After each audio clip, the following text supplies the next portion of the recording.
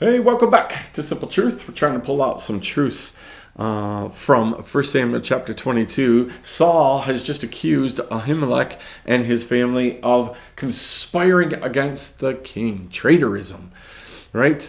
And so we're going to pick it up in verse 14. Here's the response. Then Ahimelech answered the king, "And who among all the bodyguard and honored in your house? Is today the first time that I have inquired, right, of God for him? No, let not the king impute anything to his servant or to all of the house of my father, for your servant has known nothing of all this, much or little." So Ahimelech looks at the king and says, "Listen, David is your prized servant.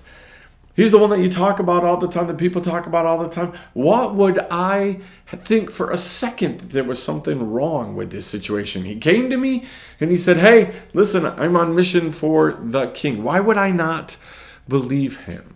Now, and again, in a rational moment, anybody can look at that and say, yeah, no, that's just simple truth. That's the way that it worked.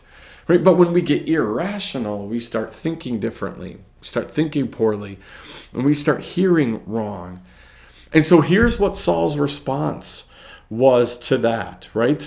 "And the king said, you shall surely die, Ahimelech, you and all your father's house.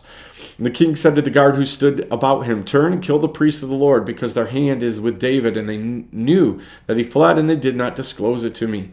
But the servants of the king would not put a hand to strike the priests of the Lord. Then the king said to Doeg, you turn and you strike the priests. And Doeg the Edomite turned and struck down the priests. He killed on that day 85 persons who wore the linen ephod." Listen, this is the insanity. This is what happens when we become demonically oppressed.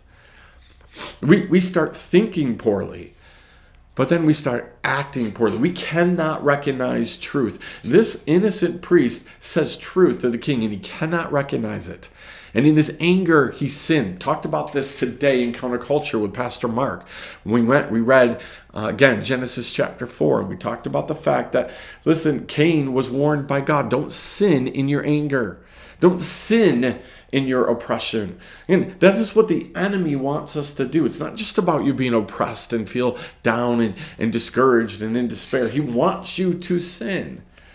And we are way too eager to let that happen. He looked at a situation, was given truth, cannot recognize truth, gave the order, right? Gave the order for his men to kill a bunch of innocent priests.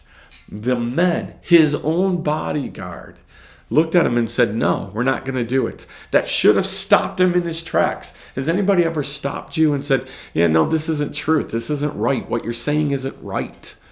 Right? And it doesn't stop us. We keep pressing forward. God tries to put the roadblocks so that we don't do something terrible. Finally, the king looks at the guy who's not an Israelite, and he tells him, you go kill them. And Doeg did do that. He went and killed them. See, there are all kinds of people waiting for you to give the order, right?